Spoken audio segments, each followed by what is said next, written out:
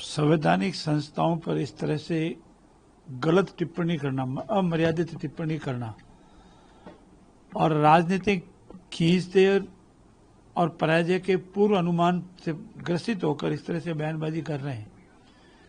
Election commission एक संवैधानिक संस्था है, नियमों और कायदे के अनुसार कार्रवाई कर रही है और जो पुनर्निरीक्षित लिस्ट मतदाताओं की इलेक्शन कमीशन ने जारी की है उस पर ऐतराज करने का, अपनी आपत्ति दर्ज कराने का हर मतदाता को अधिकार है जो वास्तविक मतदाता है।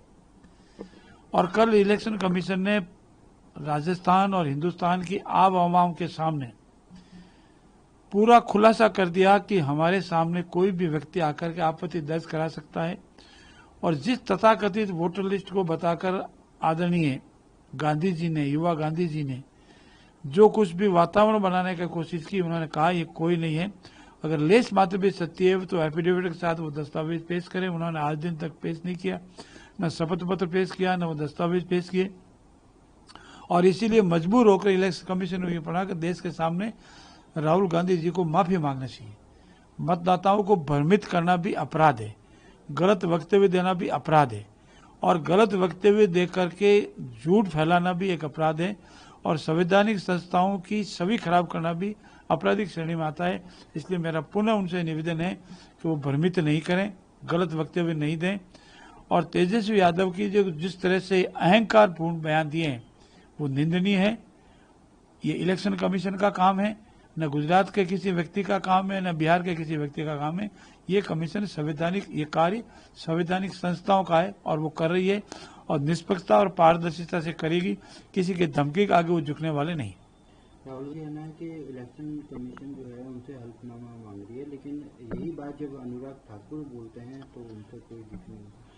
अनुराग ठाकुर का वक्तव्य और इनका वक्तव्य को अलग अलग दृष्टिकोण से देखना चाहिए। उन्होंने किसी इलेक्शन कमीशन पर कोई आरोप नहीं लगाए, उन्होंने तथ्य बताए हैं और ये इलेक्शन कमीशन पर वोटर लिस्ट बता करके महाराष्ट्र में वोट चोरी होने का कह करके आरोप लगा रहे हैं। वोट चोरी होना बहुत बड़ा संवैधानिक अपराध होता है अगर वोट चोरी होता है, इसीलिए उनकी जिम्मेवारी बन जाती है, नैतिक दायित्व बन जाता है कि वो शपथ पत्र के साथ ये बतावे कि ये वोट चोरी हुए हैं। जिन जिन राज्यों में वो जीतते हैं वहाँ वोट चोरी नहीं होते हैं, जिन जिन विधानसभाओं में, लोकसभा में वो जीते हैं वहाँ वोट चोरी नहीं हुए, जिन जिनों में वो हारे हैं उनमें वोट चोरी का आरोप लगा रहे हैं। उनके आरोप पूर्ण रूप से निंदनीय है, मनगढ़ंत है, बनावटी है और खींच निकालने के लिए ऐसे आरोप लगा रहे हैं। मैं आदरणीय सीपी राधाकृष्णन जी को बहुत बहुत बधाई देता हूँ।